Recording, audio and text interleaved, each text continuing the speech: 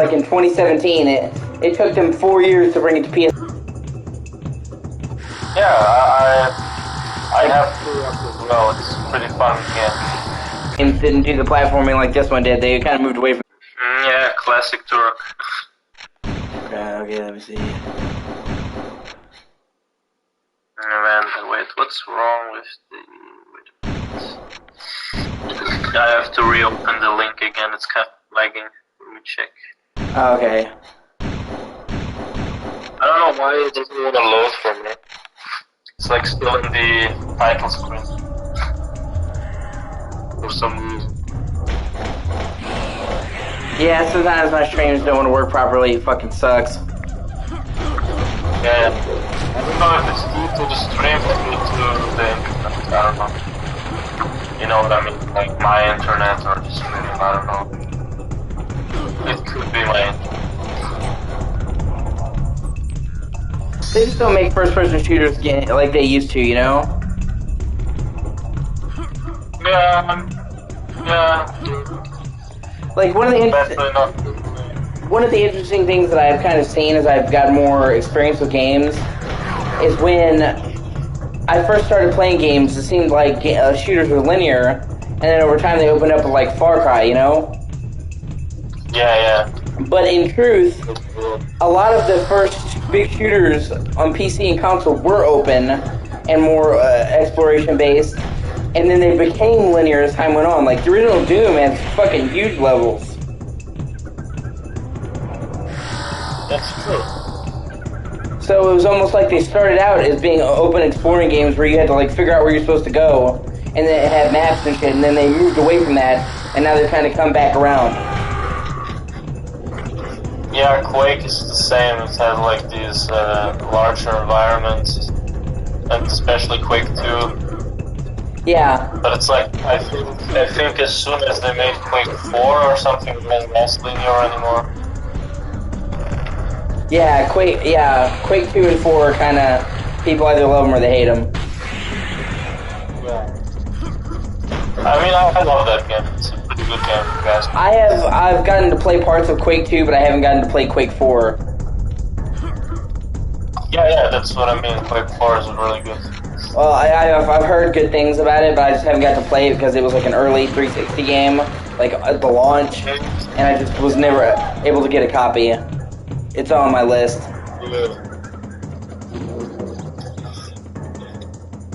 Yeah, I mean, I have played it on PC. I got it like for once, and it's really fun. It's amazing to me, man, how fucking how far the like game graphics have come. This game shows it, man, because like the original game of Turok was like at 200p, and it had draw distance like super short, and it could go down like 15 frames a second. They could like. Yeah. This game is at 60 at 4K with the draw distance pushed out and all that shit, man. This would make the fucking 64 spontaneously combust. Yeah, graphics have come far. Technology. This is one of those one of those cases where, you know, the 64 and the PS1 were great systems, but they were the first systems to do 3D. So they couldn't really do it very well. Like, a lot of the performance in those games was shockingly bad by today's standards. Which console? PS1 and 64. Ocarina of Time was the landmark Nintendo game. It was them pushing the system. They were the main developer, and it was still capped at 20 frames a second. Like, that was the highest the frame rate would ever get.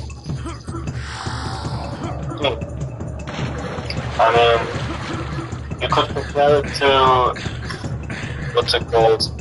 Turok Rage Wars or Conker's Bad Fur Day. It's like, they have pretty fucking good graphics and they have like very expressive animations, but the frame rate just kind of, I don't know, dips too much on both of these games. Yeah, it's like, all those super late 64 games just pushed the 64 to the fucking limit. Indeed.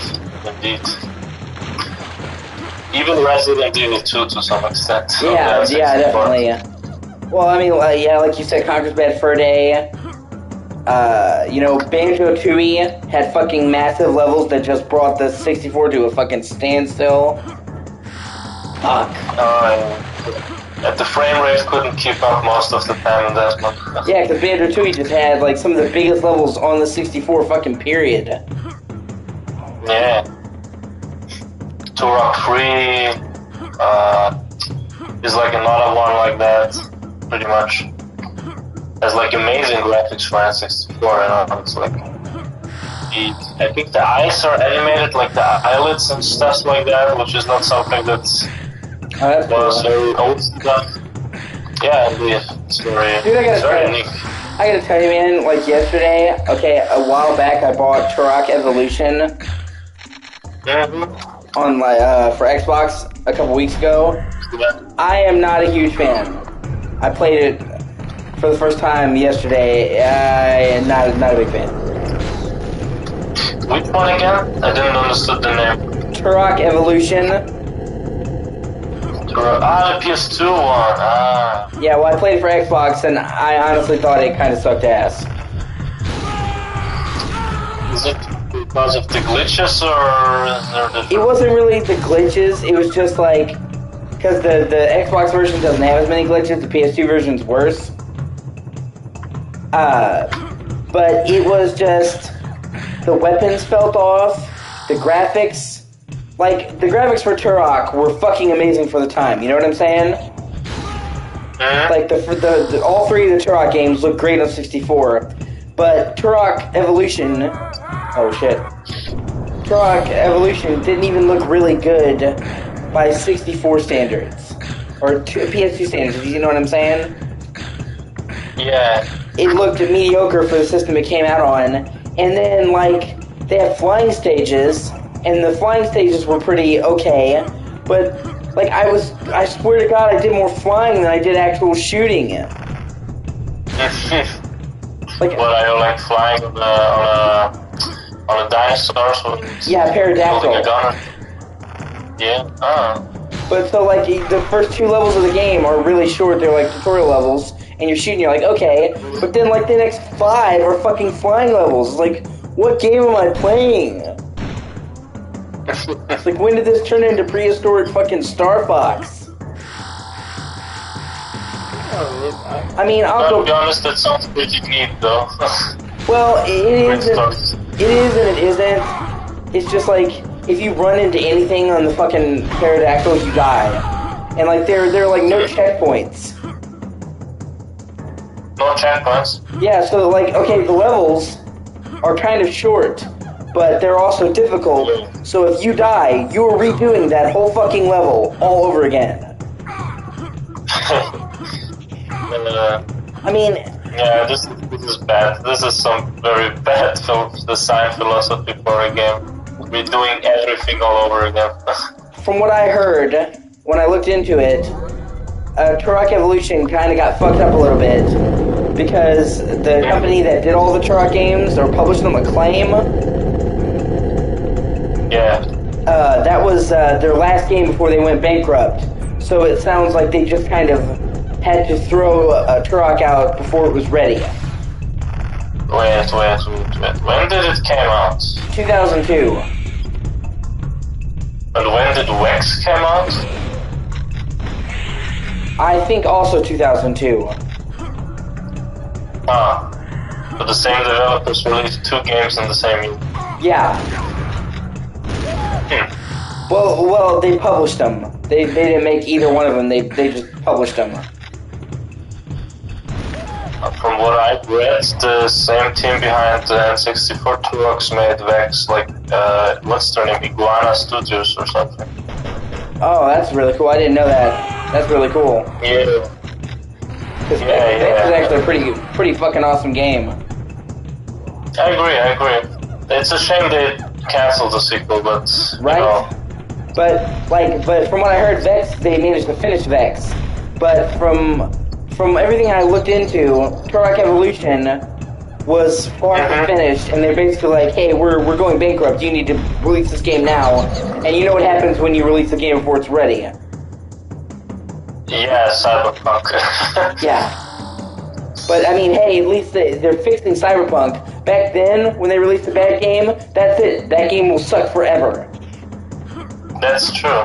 I mean, we can be glad for at least patches to exist nowadays. Yeah, like people bitch about patches and all that, but they always forget, like I said, that back in the day, there could be just as many games. It's just when they launched broken, they stayed broken forever. There was no hope. Yeah. A good example is, what's it called?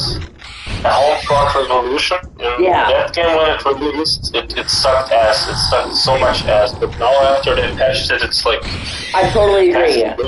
The game, Homefront Revolution sucked ass at first, but after they patched it, it's a really good game. That made the difference. Indeed. It's too bad that, like, so many people's impression of the game came from right after release, and most people didn't get to play it after the patches. I mean, that's maybe why I, for example, I don't know, when I get into a game that's known as being super bad and I feel like, this is not bad at all, I have the feeling it's because I buy the game after all the patches came out, and that's probably why all my impressions are so completely different from other people who played it during release. For example, I did not play Cyberpunk, and I might play it once all the patches are out. Yeah, that's gonna be my first impression on the game. Well, I tell you what, man. You know, Cyberpunk was glitchy, but it is a great fucking game. I will go to bat for it. That it was buggy, but underneath it, it is an amazing fucking game that's well worth the money. Cool. And a part of the problem wasn't even the bugginess. Part of the problem is that it was just too ambitious for PS4 and Xbox One.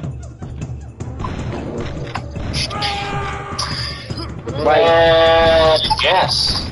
I guess. No, it's like, okay, the main thing that PS4 and Xbox One have that kills them is the CPU.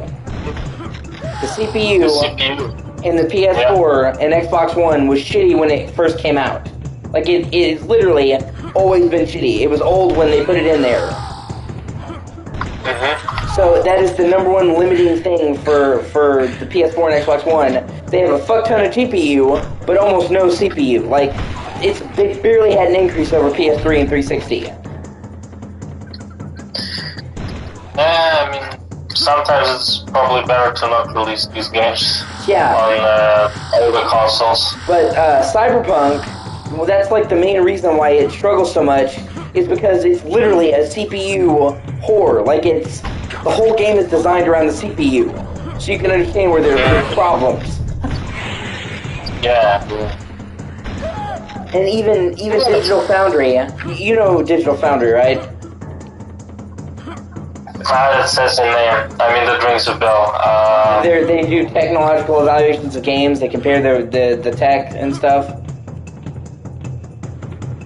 Oh wait, that's not a YouTube channel by any chance, right? Yeah, it is. Oh, okay, then I know them. Yeah. Well, they're experts. That's what they do, is they compare technical stuff. And even they were telling people, they're gonna patch Cyberpunk, but they said don't expect a miracle when it comes to the performance. This is a game that's just too much for PS4 and Xbox One. It's like, CD Projekt Red even explained it. They said, like, with Witcher 3, they could make all these different changes to get it running good on console, but but that was because it was a wilderness game. It was more on the GPU. With Cyberpunk, they would literally have to, like, redesign the entire fucking game to get it to run wide on PS4. Because it's just like the entire layout of the world is designed to function the CPU, like the stalls, the lighting, layers on layers. It's a CPU whore. So, but I mean, they already have improved the frame rate. They're gonna get it to a more playable thing. But people who are expecting the frame rate to be perfect, they're not. It's not realistic. The game is gonna have frame rate issues to a certain degree forever.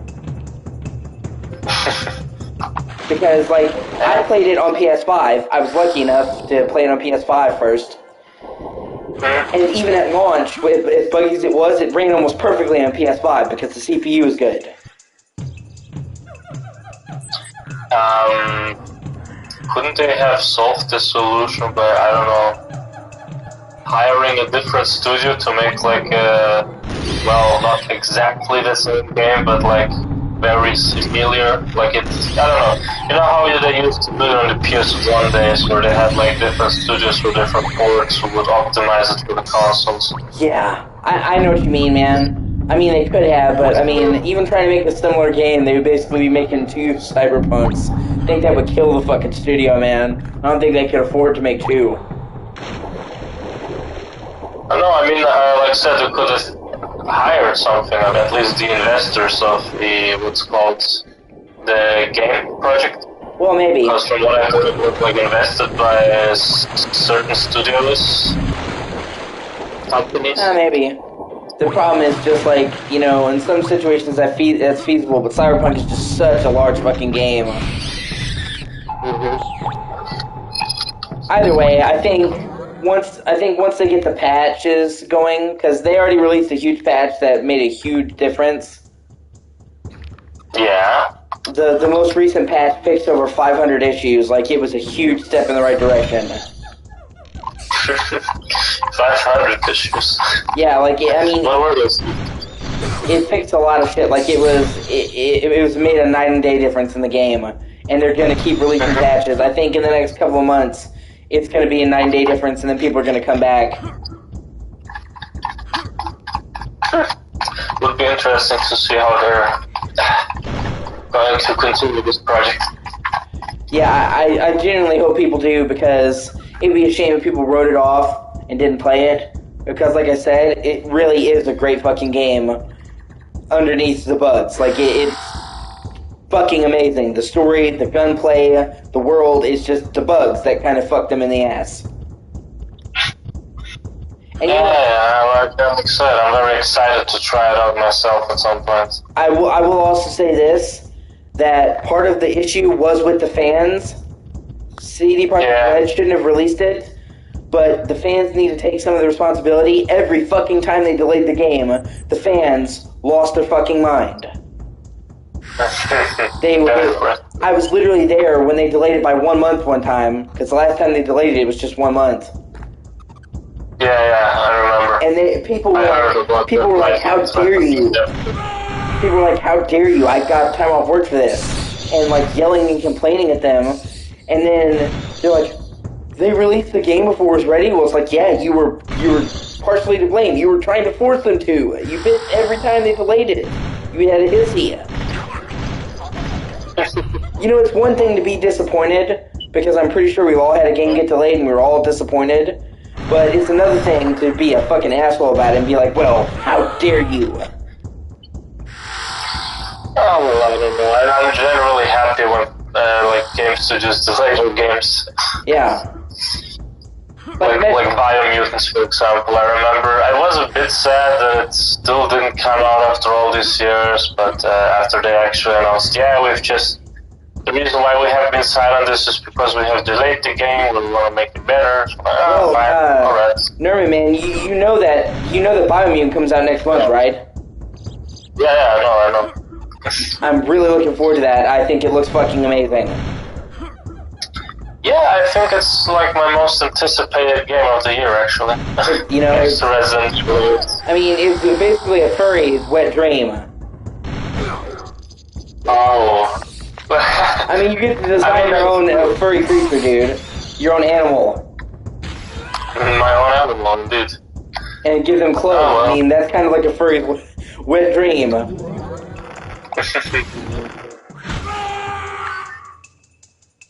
Yeah, a very sweet dream.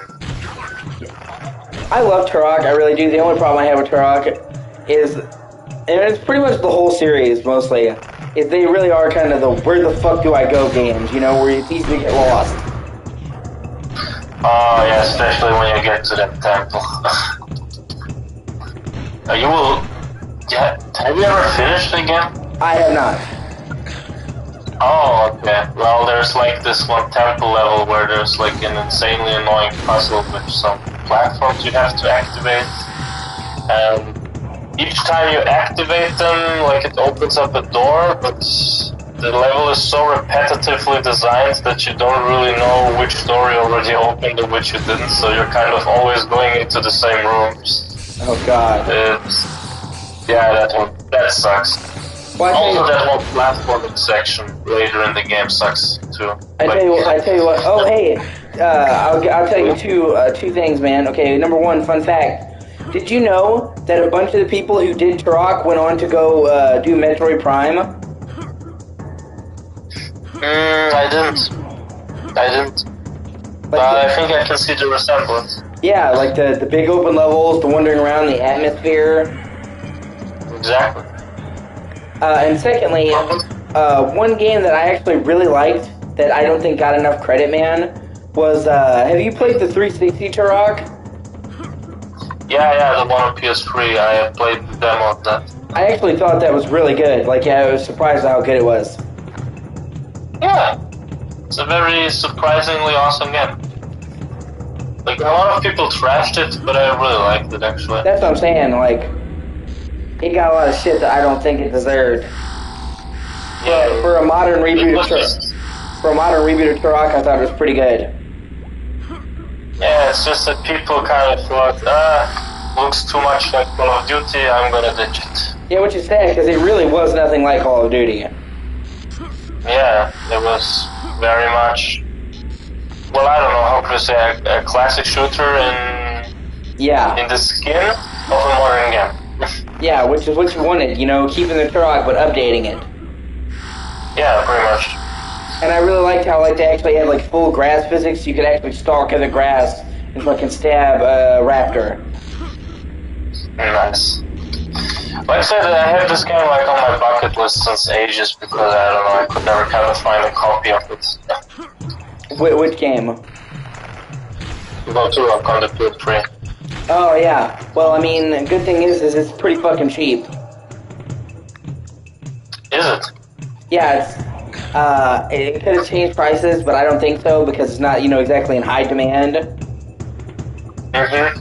But when I bought a copy, it was only like $5 or $6, man, at GameStop. Like, it didn't sell very well. It's not in high demand, so it's an old game, but it's not a collector's item. I'm surprised because sometimes even unpopular games are expensive as fuck. Yeah. Well, in this case, it's fucking dirt cheap to get. Yeah.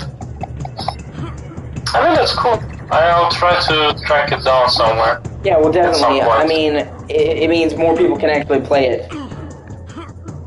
Yeah, indeed. Because, you know, that's what happens a lot of the time with these fucking games. Like, a game will come out, and it'll be great, and it'll get a lot of praise, but it won't sell well, and then people will start to pick up on the fact that it's good, but then the game will be so fucking expensive, they can't afford a copy. Yeah, that is true. Like, whenever, I don't know, some sort of YouTuber makes a video on this game and says, so it's an underrated gem, and he has, for example, a huge following, and a lot of people want to buy the game, and it's like, fuck, I hope that doesn't happen for certain games that I want. Yeah. Yeah, I bet you right now fucking scalpers are sitting there licking their lips over the whole PS3 situation. Yeah. Like, all my physical PS3 games are about to be worth 10 times more. Yeah, I've already seen how they're making the price for Killzone 2, increasing, which I particularly don't understand, because that game didn't even have a digital release, so I don't know why they're kind of increasing the price of that one suddenly. Oh yeah, that's right. I forgot about that. Killzone 2 was never released digitally. Like the demo was and the DLCs too, but the game itself was never like digitally released. That's so weird. Yeah. The PS3 has many instances of that. For example, like the Warhawk game. Do you remember that? Yeah. Yeah, that has no digital release, but every other content is like, you have to obtain it digitally. The fucking Ratchet and Clank Tools of Destruction. Yeah. Which is like the only Ratchet and Clank game that wasn't digital. Like, every other game was, even the old ones that technically released fucking before. That's weird. I always thought it was. Huh. No, like, I was able to get the rest of them digital, but I had to go to a physical GameStop to get my copy of Tools of Destruction. Like, I was like, really? That's a first-party game. You really think they'd want to make that available digitally? Wait, was that game ever released, like, what's it called, Platinum release? No, it never got trophies. No, I don't mean that. If it's got a Platinum... Oh, you mean Platinum Hits? Yeah, exactly. I think so. Okay, that's good. That's good. Like, it's a good time when a game gets a Platinum release, because that means it's gonna be very cheap to obtain. Yeah, exactly. Yeah. Like, for example, I'm still looking for Max Payne 3, and I was wondering if the game is a rare or something. Oh no, dude. You will get it super fucking cheap. Yeah, because it had like an essential release, so obviously there's like a lot of copies of that game. Yeah. Oh, dude, okay. I got lucky one time, and I got like 3 copies of Max Payne 3 for like $3 each from my Walmart, because they were in a fucking bin. 3 copies for... Wait, did you buy all 3 copies? Yeah, for me and my friends. Ah. They were like $3 each, so, I thought, what the fuck. And they actually had a download code that gave you the original Max Payne on 360. Hey, I wonder if the PS3 version has that. I don't think it does. I think that was the 360 benefit. Sure. Well, I mean, it goes both ways. Like, Bioshock Infinite. Mm-hmm. On PS3, dude, that game came with the Bioshock 1 on the disc. Yeah. So, like, everybody who bought it on PS3 got a free fucking game with it. But, if you had a 360, go fuck yourself. Which is actually kind of fucked up. The hilarious thing about that is that Bioshock on PS3 was the worst version. Like, it had several cutbacks from PS3. Or from 360, I mean. Like, they had to reduce a lot of the effects and shit. It was designed for 360. But 360 people didn't get it, but PS3 did. It's weird how that shit works. Oh, well, I know. What's it called? The, companies making deals with each other. Yeah, pretty much.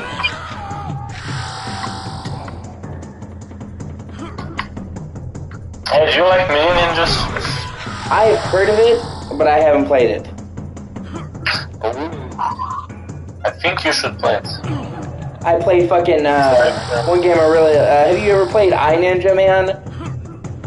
Yeah, I have played that one too. Very great game. I grew up playing that. iNinja is in fact, in my opinion, a 10 out of 10 game. Oh really? You think you give it a 10 out of 10? Yeah, I just think the controls, the platforming is that good to me. Like, it's really fun. Yeah, it's definitely great. I don't own it. I'm gonna get it eventually. But I played it enough as a little kid to remember it. I tell you what, man. There's this game that I wanted to play for a while called Cold Winter. I don't know if you've heard of it. Cold Winter or Cold Fear? Cold Winter. Cold Winter. Wait, I have to Google that. I think I know what that is.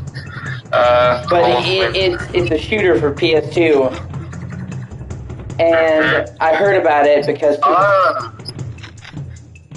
Yeah, I remember seeing that cover. Yeah, I know that game. I heard it was really good because, it was an underrated game. And I got it a while back, right?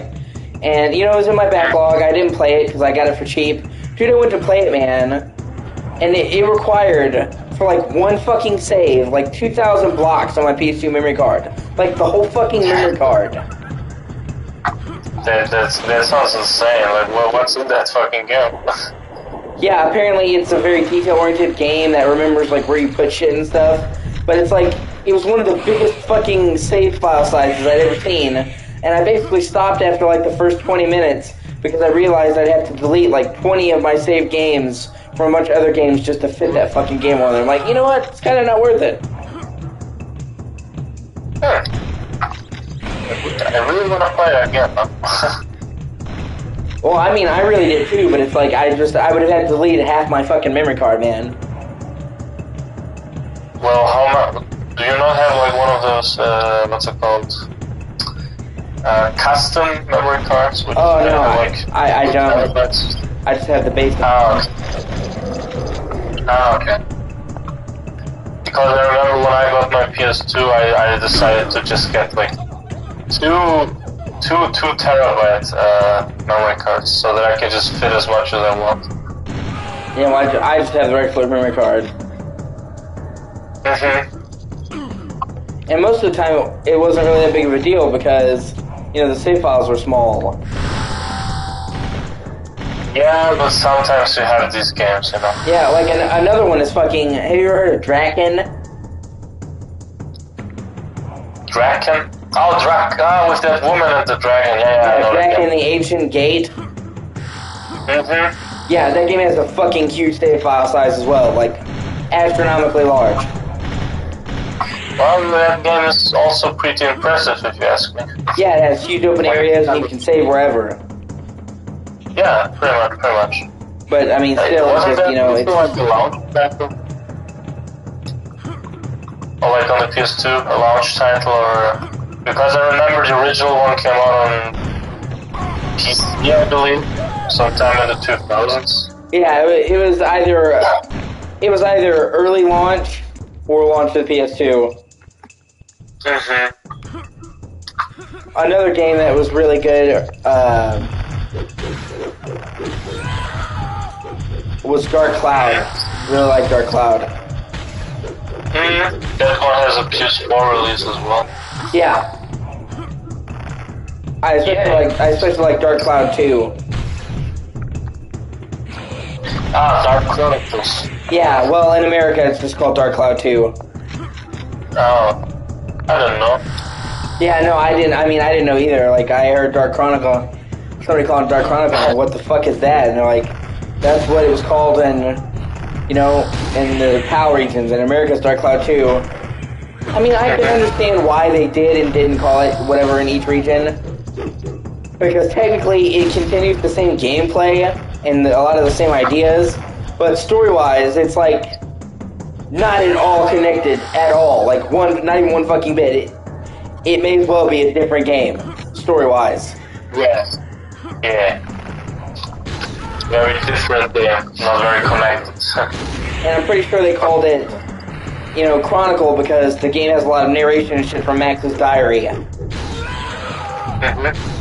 So, I mean, the only real connection they have comes in at the very end of the fucking game. When, you know, in the bonus dungeon, you fight the fucking Dark Genie from the first game. Yeah. I guess that's the one connection that has. But even then, that's more like fan service than a legitimate connection.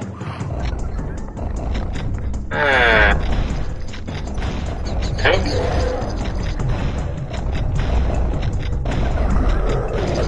Either way, they're both good in their own right. Yeah.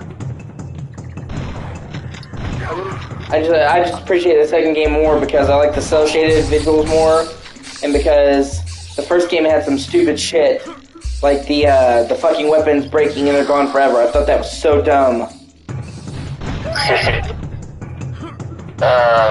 You make a mistake and accidentally use a weapon too much.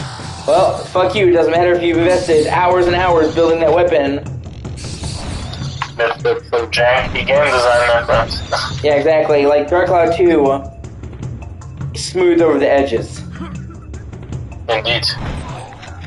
Have you heard of the remake? That's what a good sequel does. You know what I'm saying? Yeah. It improves. Yeah, it's like, you know... have you heard of the remake? I'm sorry, what'd you say, man? Have you heard of the remake coming out of Dark Cloud? Oh, no, I haven't. Yeah, they're planning to make a remake of that game, like Sony and Bluepoint, what I heard. Ooh, I'm gonna have to look into that, because if, you know, if that turns out to be true, dude, that would be a must purchase for me. Yeah, indeed. I mean, imagine how fucking Yeah. good Dark Cloud would look on PS5, dude, like the graphics and shit. Yeah, I hope it's true too, because yeah, I love it when Sony kind of commissions these remakes for you know, these cool PS2 titles that have Exactly, like so anime. love. I tell you what, man, a rumor that's got me excited. Okay, you know, Blue Point, the same people that remade, you know, Demon Souls and Shadow of the Colossus. The current rumor is that the next game they're remaking is Legend of Dragoon. Oh, that would be cool. That would make my fucking year, dude. Legend of Dragoon is just the fucking coolest. I honestly like Legend of Dragoon more than what's it called? The PS1 Final Fantasy games. Like that's Oh yeah, good, no, I think it is. no, absolutely. I agree with you there. I think Legend of Dragoon does not get the love that it deserves, and it was every bit as good as Final Fantasy, if not in a lot of ways better. But is it true? I read once on Wikipedia that Shushai or whatever, Yuji Yoshida directed the game? I think so. Huh.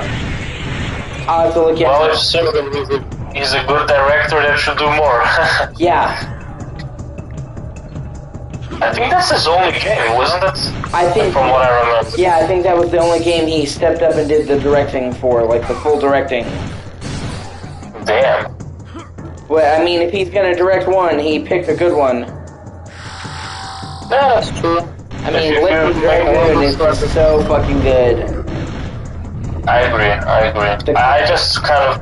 I'm not a fan of turn-based, but that game made it fun for me. Yeah, I mean, it blended turn-based and action, man. Indeed. I also love the designs and the characters. Right? Story, the backgrounds are pretty awesome. Background, and I love how the game took advantage of the fact that it was on multiple discs. Yeah. Like, how many? 3? 4. 4. Because each disc was its own continent in the story. How much is that then, in gameplay hours? It's pretty fucking long. I mean, it's 40 hours just to beat it, at least, and 60 or more to do everything. It was quite a beefy game for the day it came out in. Let me check the Wikipedia of that game. That's Stuff Dragoon. Yeah, it's a shame they never made a sequel. I don't even know why they didn't make a sequel. Right, because from what I heard, it sold pretty well for the first game in the series. It sold over 1 million copies. And for a first game in a series back in the PS1, that was pretty fucking good. Yeah, that's true. So it's not like the game didn't sell. And the game got great reviews, so it kind of seems like everything was telling them to make more, and they just didn't. Oh, the director is not Yuji Yoshida, but he did produce the game, which is also something he doesn't do a lot. Who's the director? Yasuyuki Hasebe. Okay, click on his name, because if I'm not mistaken, he did some other games that were also really highly acclaimed. Okay, let me Google him. Yasuyuki Hasebe. I wonder if this is the guy that made Overblood. Let's see. Oh, that makes perfect sense.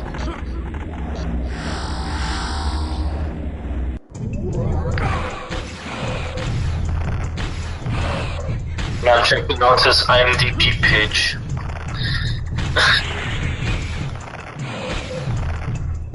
What do we have? We got Legend of Dragoon, Covered Ops on the PS1. What is that? PlayStation... What is it? PlayStation Undergrounds. Oh, okay. No, that's not a video game.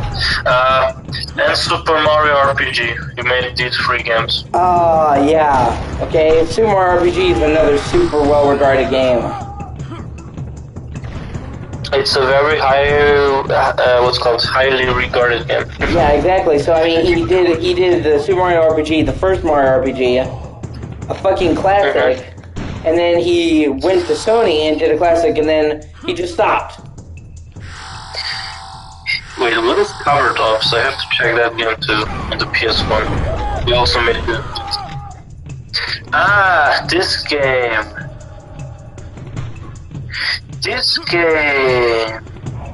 The guy that made fucking Nier worked on it as well. I remember that game. Oh, okay. It's like a what would you call it?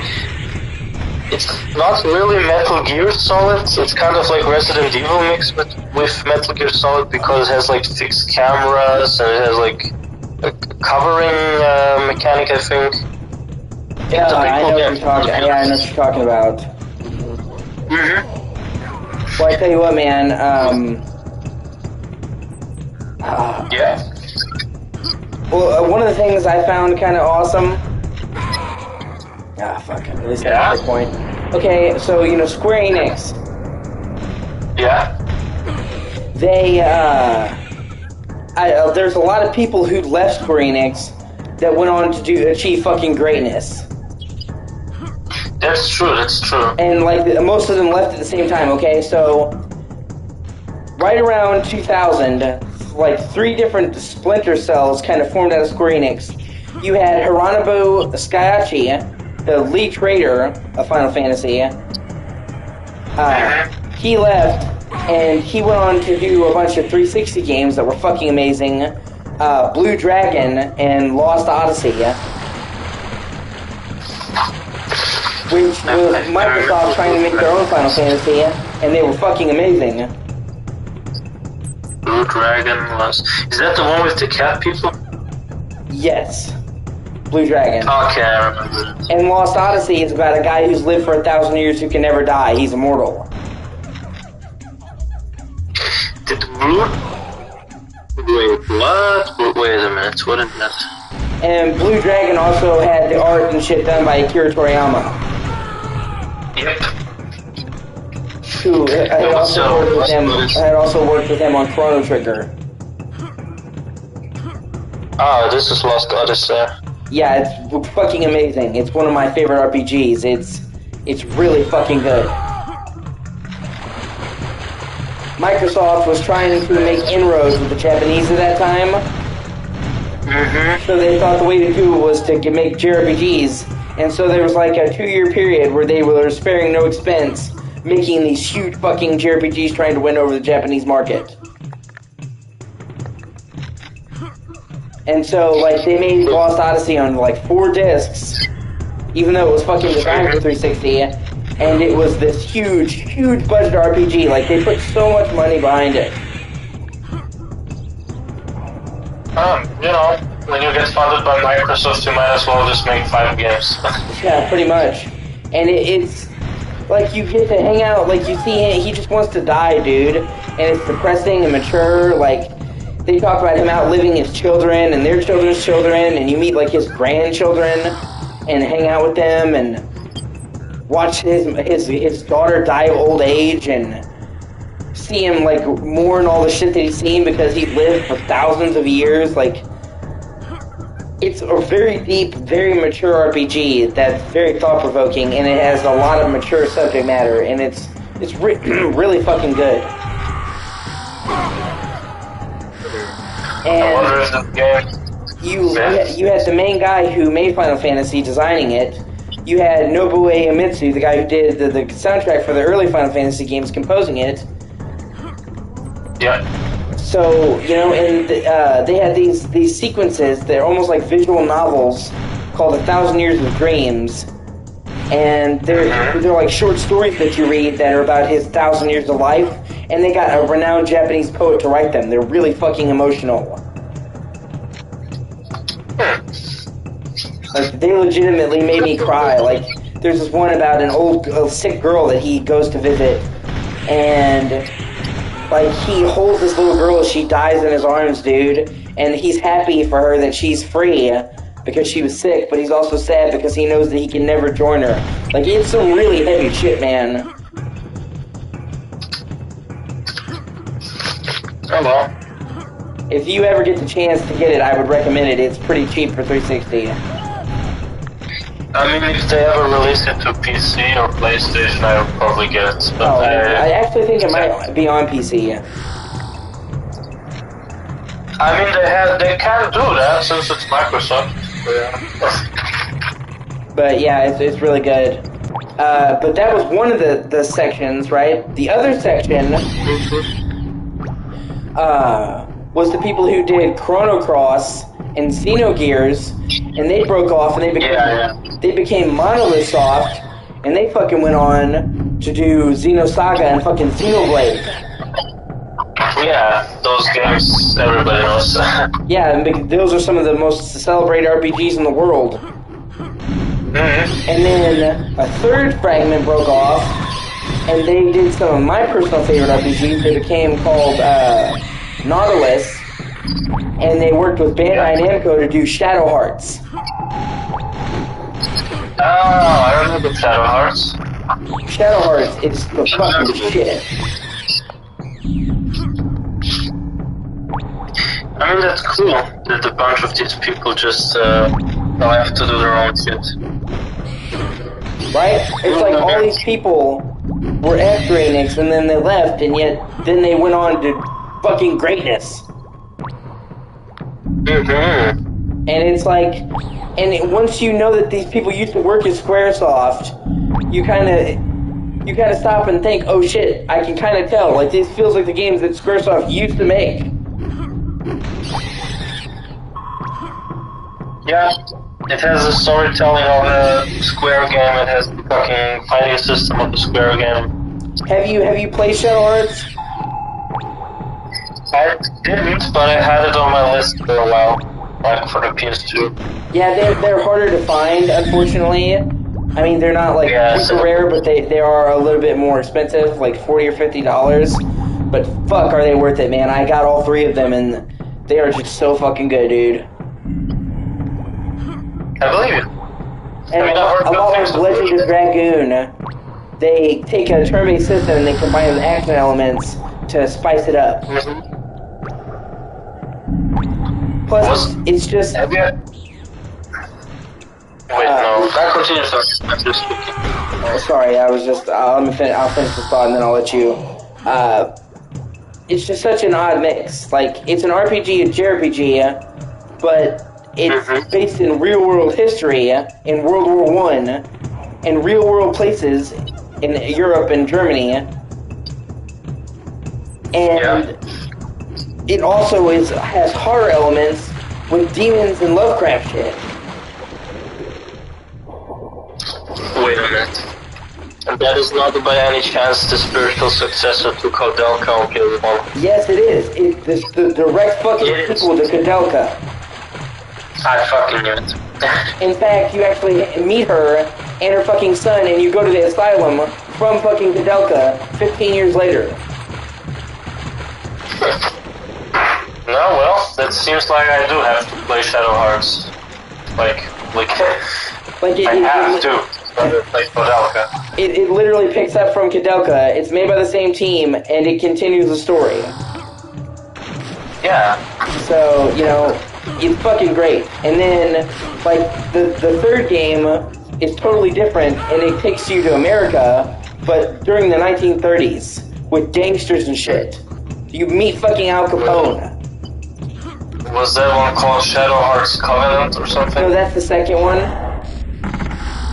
This one is called Shadow Hearts from the New World. Google that. Like, you actually meet H.P. Lovecraft. H.P. Lovecraft is a major character in the game. I'm gonna make the joke. No, I'm not gonna make the joke. What's his cat's name? Ah, fuck, I can't remember. But, I mean, either way, all three of them are fucking great. and they're actually parts where they're fucking actually scary. Like, they have parts that will creep you out that are borderline horror games. I mean, yeah, they're horror games, you know. I think they're more horror, honestly, like more survival horror than, at least for Kodelka, I can say. I think that one is more survival horror than Parasite Eve 1. Yes, I agree, but Shadow Hearts, it falls more on the RPG side. Yeah, okay, I thought. Because you level up and you have turn-based battles and shit like that. But it's still a very horror element. There are fucking demons and exorcisms and shit and vampires. It's still very horror themed. But I have a question. Wouldn't that technically also make Persona, like the original ones on PS1, also horror games? Oh, no, yes, kind of. I kind of see what you mean. They have very gothic horror themes. Yeah. I guess you could say that. I'm honestly not really a huge fan of the early Persona games. I mean, I'm not a fan of Persona in general. I just don't really like the dungeon system they have. Yeah, because they're randomly generated. Yeah, I don't like that too much. And it's just like, okay, in a lot of RPGs, you have this mixture of storytelling and then gameplay. But in Persona, those are entirely separate. In the school section, you don't like play at all. You just talk to people and watch story scenes. Yeah. And then in the dungeons, there's no story whatsoever. Like, they totally separate those two. And I kind of like RPGs usually because they mix story and gameplay together.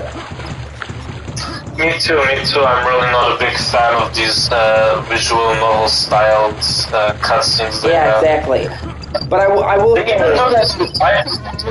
yeah, I will say though that I do like a lot of the style of Persona though. I like the fighting. The fighting is good, you know, and I really liked in Persona 3 they're basically having to put a gun to their fucking head and pull the trigger. Yeah. And people got all upset about that, you know, and thought it was encouraging children to commit suicide. They were just being fucking stupid. Oh, come on, I don't know. It's like, you know, you're not allowed to show any sort of fucking wild images nowadays. Yeah, that's what I'm saying. Like, people try to blame their shitty fucking parenting on games, man. It's like Persona 3 has some graphic stuff in it. Yeah. But it's an M-rated game.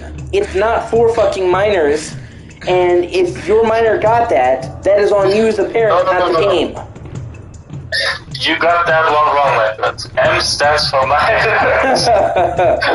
Well, it's good for me because I was always trying to figure out a way to get the games. Yeah. That's kind of funny because usually people would ask their moms if they would buy the GTA or something like that. Right?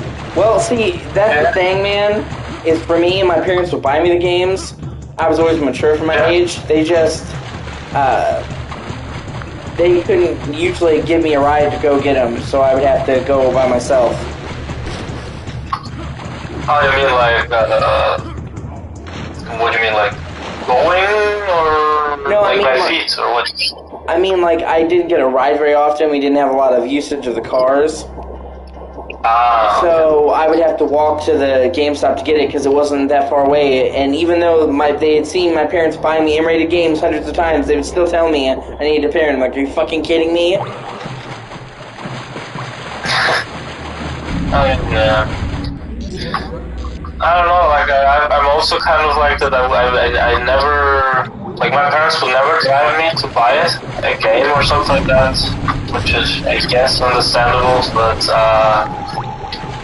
yeah, it's like I always have to take the bus, you know what I mean? Yeah, well, I mean, I didn't even mind walking, dude. It was just like, you know, it would suck for them to not let me have the game. Like, you've seen my parents buy me this shit. Yeah.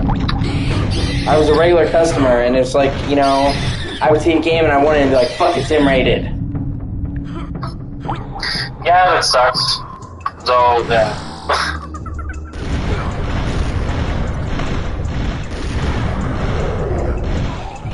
You know, I guess it's for the better. You know what I mean? Yeah. I'm just Yeah, saying, like, obviously. so many of these shitty fucking parents, though, dude. They just wanna blame the music. They wanna blame the clothing, the YouTube, just anything but their shitty parenting. It's like, you corrupted my child. It's like, no, ma'am, you did because you didn't care enough and you were never watching them. Oh my god. Yeah, music is the biggest offender of that. Like, for the parents. Every time there's a new fucking genre of music, it's the devil's music. Yeah. Oh my god. I remember when Marilyn Manson was hated so much for, just, I don't know, looking the way he does. Yeah. And the parents were like, yeah, my daughter is selling drugs and she's a fucking prostitute. No, thanks to you. Yeah, and now we're all the way back into that because now Marilyn Manson's getting fucking Me Too'd. Yeah, he's getting Me Too'd, and I have no fucking idea what's going on because it's like I've looked into that shit, and I don't know, it's so confusing. So many people say he did, and then there's like other people who say he didn't, like, you know, Dita Fontees, for example. Yeah, exactly. You know, and then there's people that are just insulting, like his ex-wife was with him for like 5 years. Yeah. And she straight up said, he never did any of that to me. He never hit me. He never assaulted me. He never did anything in bed I didn't want. But then, after sitting there and saying, he didn't do that to me, she says, but I believe the people who said he did. It's like, really, bitch? You know what? I believe that people, if they get sexually assaulted, rapists are shit. Rape is like one of the worst things you could do to someone. It's terrible. Rapists should be castrated or fucking killed, man. But I also think that you can't just automatically assume that somebody is guilty without any evidence. I mean, then again, if you think about it, well, what these women always described in these incidences wasn't even rape. It's just... From what I heard, from what I read at least, they said that they were in a sex dungeon and they were okay with that or something. At first. Yeah. Yeah, but if they wanted to do that, then it's their own fault, if you know what I mean. I mean, pretty much. And some of them are like, oh, I did it and then I regretted it after the fact. Okay? You can't cry rape if you regretted it after you did it, if you agreed. Like, people make mistakes and they can't, you know, I'm sure everybody's all slept with somebody they were like, oh man, I probably shouldn't have done that. Pretty much, but it's not rape if you do that. It's not rape, you know, it's like the sexual assault version of buyer's remorse. Yeah. Like, these women nowadays, they are really full of themselves. You know, and it's just basic courtesy, dude, like, if I was to go up to any of these women and I was to say, you know, you stole from me, just out of the blue, to some woman that I didn't even know, she'd be like, well, no I didn't. And I'd be like, yeah you did. And she'd be like, where's the proof? And I'd be like, exactly. I'm sitting here accusing you of something, and you're sitting there like, where's your evidence? But if somebody accused somebody of rape, man, and somebody says, where's your evidence? People say you're victim blaming. Like, that's the point we've gotten to the point where it's almost like not even okay to say, like, you know, innocent or presumed guilty. Like, it's gotten really bad. So you know how I call it? For me, it's just Hollywood society. Yeah, I can kind of see what you mean there. Hollywood has no sympathy, man, and it's just somebody can make an allegation in 15 seconds that just destroys your whole fucking life. Yeah, that's the big problem. Like, that's kind of why I don't like this fucking like Hollywood in general, you know, I just really fucking hate that place. It's so pressuring, so toxic, so fucking controlling. Yeah, so fucking woke. So woke as well, yeah. It's also very pretentious if you think about it. It's just, this is bad, but if I do it, it's not a big problem because I guess I'm a famous person or something like that. No, I mean you're pretty much right, dude. It's that's what they fucking do. Yeah. They want to fucking judge you. Pretty much, and that's just it just sucks. Like nobody's gonna listen to your words, you know. Yeah. All right. Hold on for a second, Nermin. I'm gonna end this stream and I'm gonna switch to Turok too. Okay. Okay then. I'm still gonna be on call with you. I'm just telling you why the stream's about to cut out.